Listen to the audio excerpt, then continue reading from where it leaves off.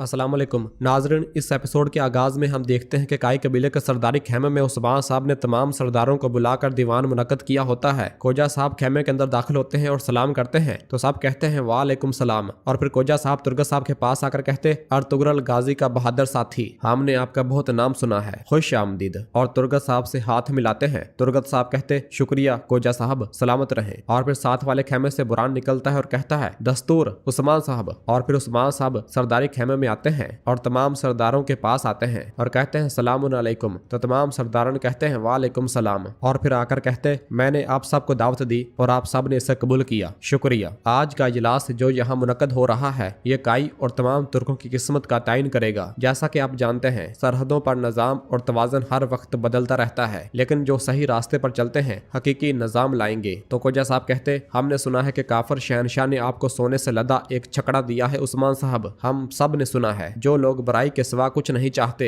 अब वो लोग क्या निजाम लाना चाहते हैं? उस्मान साहब कहते हमने सिर्फ सोना नहीं लिया बल्कि उनका एक किला भी लिया है। ये सुनते साथ ही तमाम सरदारान हैरान और परेशान हो जाते हैं और सब एक दूसरे की जानब देखते हैं। उस्मान साहब कहते मेरे और शहनशाह एंद्रो नकोस के दरमियान माहिदे के मुताबिक खून बहाए और एक भी शहीद के बगैर हमने तुर्कों के लिए कराजा बे किला ले लिया। यह सुनकर तुर्क साहब कहते कराजा बे किला, हाँ ये सबसे अहम किला है जो मगरब में बोरसा का रास्ता खोलता है। उस्मान साहब कहते जी हाँ सबसे अहम, इसी वजह से कराजा बे में निजाम को जल्द अज जल्द नाफिज करना चाहिए। अब जब क्लादियुस को किले के बारे में मालूम होगा तो वो सोचेगा कि ये बोरसा के खिलाफ खतरा हो सकता है, वो यकीनन हमारे खिलाफ कोई इकदाम करने की कोशिश करेगा। कराजा बे पर हुक्मरानी और तकवीयत का फर्ज आपका है। उरहान साहब जरकुताए किले पर कब्जा करने गया है, अब से आप अपनी बीवी के साथ वही रहेंगे। तो उरहान कहता जैसे आपका हुक्म मेरे हजूर, इजाजत चाहता हूँ, मुझे जाकर तैयारी करनी है। उस्मान साहब कहते अलबत्ता अलबत्ता, और फिर उरहान वहां से रवाना हो जाता है। तो खोजा साहब कहते कुफार ने हमें किस चीज के बदले कराजा बे किला जैसी नेमत का तोहफा दिया है मेरे हजूर, मैं समझा नहीं। उस्मान साहब कहते मंगोल फौज को रोकने के लिए जब वो हमारी सरजमीन पर आए, हमारी रियासत की हिफाजत के लिए एक नागुज़ेर लड़ाई है, लेकिन एक चीज है जो शहनशाह को नहीं मालूम, उसने जो सोना हमें दिया है इसे हम अपने दुश्मनों में बांट देंगे।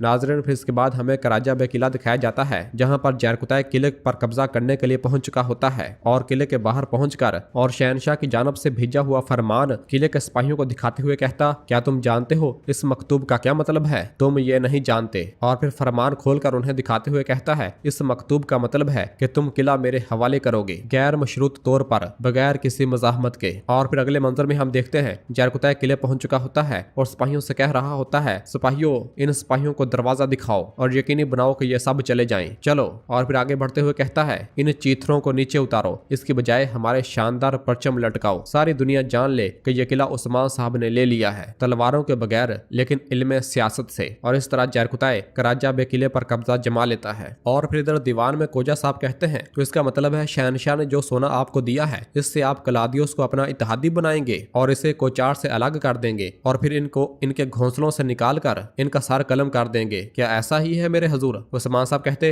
वो सोचेंगे कि हम गलती कर रहे हैं लेकिन सबसे बड़ी गलती वही करेंगे। तुर्गत साहब पूछते मंगोल फौज के बारे में क्या ख्याल है? वो चुपके चुपके मशरक से मगरब की तरफ पेशकदमी कर रहे हैं, हमारा हदफ क्या है? और फिर उस्मान साहब अपनी तलवार मियान से बाहर निकालते हैं और अपने पीछे नक्शे को खोल डालते हैं और सबको बताते हैं हमें मिलने वाली मालूमात के मुताबिक मंगोल फौज यहाँ से गुजरकर हमारी सरहदों तक आएगी। हम नहीं जानते कि वो आगे किस रास्ते से जाएंगे, लेकिन हम उन्हें उस रास्ते पर डालेंगे जो हम चाहते हैं। तो बुरान कहता ये कैसे मुमकिन होगा मेरे हजूर? उस्मान साहब कहते फौज बगैर खाने के पेशकदमी कर सकती है लेकिन पानी के बगैर वो नहीं चल सकती, इसी वजह से हम इस इलाके में पानी के तमाम कुओं को नाकाबिले इस्तेमाल बना देंगे, हम सिर्फ ये इलाका उनके लिए दस्तयाब छोड़ेंगे। तो अलाउद्दीन कहता तमजा इलाका मेरे हजूर? उस्मान साहब कहते हाँ तमजा इलाका, नदियां और वहाँ की चट्टानें वो इनमें से गुजरेंगे और वो हमारे जाल में फंस जाएंगे। तो तुर्गत साहब कहते बहुत शानदार मंसूबा है, वो हमारे बराबर नहीं है लेकिन हम और काफिर अब बराबर की हालत में है, मैं इस वजीफे के लिए तैयार हूँ। उस्मान साहब कहते ए वल्ला, फिर अब तुर्गत गाजी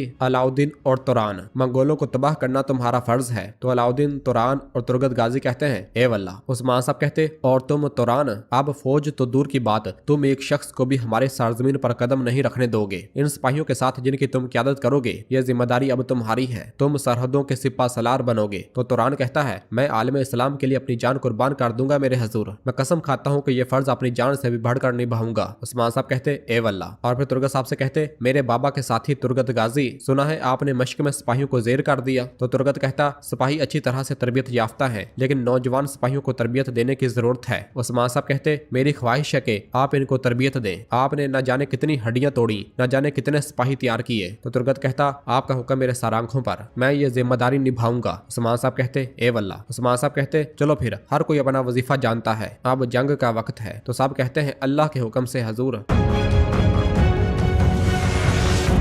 और फिर अगले मंजर में हम देखते हैं कि सब सरदारान सरदारी खेमे से बाहर आ रहे होते हैं। यहाँ पर बाला खातून, बाकी खवातीन और कबीले के लोग खड़े होते हैं। गद्दार यगीत कोजा साहब के पास आकर पूछता हुक्म क्या है हजूर, इन तमाम सिपाहियों के साथ हम किससे लड़ने जा रहे हैं। तो कोजा साहब कहते जो अपने हर कदम से इस सरजमीन को नापाक करता है, मंगोल और लू कचार से। हम इस कुत्ते की आने वाली फौजों का मुकाबला सरहदों पर करेंगे। और फिर ओगोज कहता हम इन सब को शिकस्त देंगे अल्लाह के हुक्म से बाबा। तो कोजा साहब हंसने लग जाते हैं, जबकि गद्दार यगीत बहुत परेशान हो जाता है। कोजा साहब अपने बेटे ओगोज से कहते तुम यहीं रहोगे बेटे, हमें यहाँ भी सरदार और सिपाहियों की जरूरत है ना, है मेरे बहादुर बेटे। जबकि वो गद्दार यगीत एक साइड पर होकर परेशान होते हुए कहता उस्मान साहब तो क्या वो कोचार को शिकस्त देगा। हाँ। और फिर अगले ही लम्हे उस्मान साहब सरदारी खेमे से बाहर आते हैं और आगे बढ़कर लोगों से मुखातब होकर कहते हैं ए लोगो, मेरे प्यारो, मेरे सिपाहियों, तुम लोग जिन्होंने अल्लाह के नाम और कौम के मुस्तकबिल के लिए कुर्बानियां दी, हमारे दीवान की निशिस्त अब मुकम्मल हुई। अब जंग का वक्त है। यह सुनते साथ ही सब लोग उस्मान साहब जिंदाबाद, उस्मान साहब जिंदाबाद के नारे बुलंद करना शुरू कर देते हैं। उस्मान साहब कहते कुछ छाए और हमें धोखा दिया, कुछ छाए और दूर से मुसीबत लाए, लेकिन वो सब क्या करना चाहते थे, वो तुर्कों को मिटाना चाहते थे। मैं आपसे पूछता हूँ क्या हम ऐसा होने देंगे। तो सब कहते हरगिज नहीं मेरे हजूर, हरगिज नहीं। उस्मान साहब कहते यकीनन नहीं। जो हाथ तुर्कों के वजूद को मिटाने को बढ़ते हैं वो ऐसे लोगों के हाथ हैं जो गफलत में डूबे हुए हैं। ए पैगंबर सल्लल्लाहु अलैहि वसल्लम के मुजाहिदों, बहादुरों की फौज, सिर्फ इसलिए सर न झुकाओ कि हमारे पास लोग कम हैं। उन्हें खुश होने का मौका न दो जिनके पास ज्यादा फौज है। जो फुलाद के पहाड़ों को पगला दे,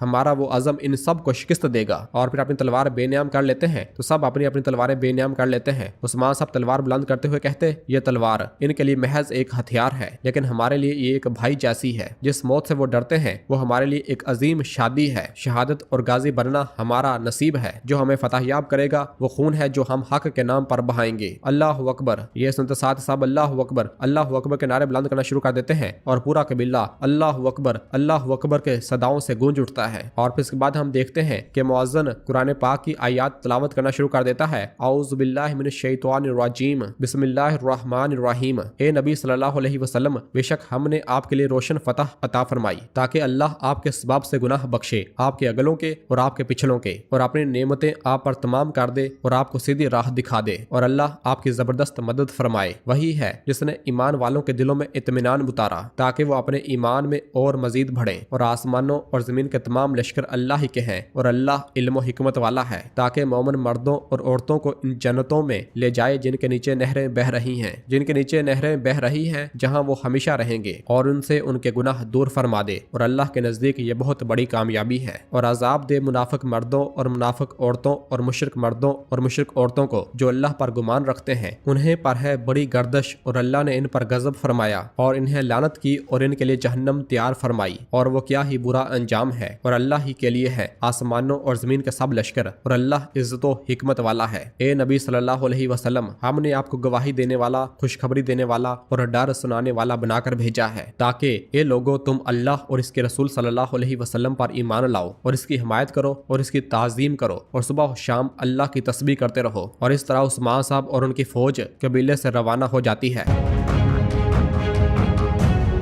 और नाज़रीन इसी जगह पर एपिसोड खत्म करते हैं। मिलते हैं बहुत जल्द अगली एपिसोड के साथ। वीडियो को लाइक कर दें और जिन दोस्तों ने अभी तक चैनल सब्सक्राइब नहीं किया वो जल्दी से चैनल सब्सक्राइब कर दें और बेल आइकन यानी घंटी वाले निशान को भी प्रेस कर दें ताकि आने वाले एपिसोड्स आपको आसानी मिल सकें। दुआओं में याद रखें। अल्लाह हाफिज।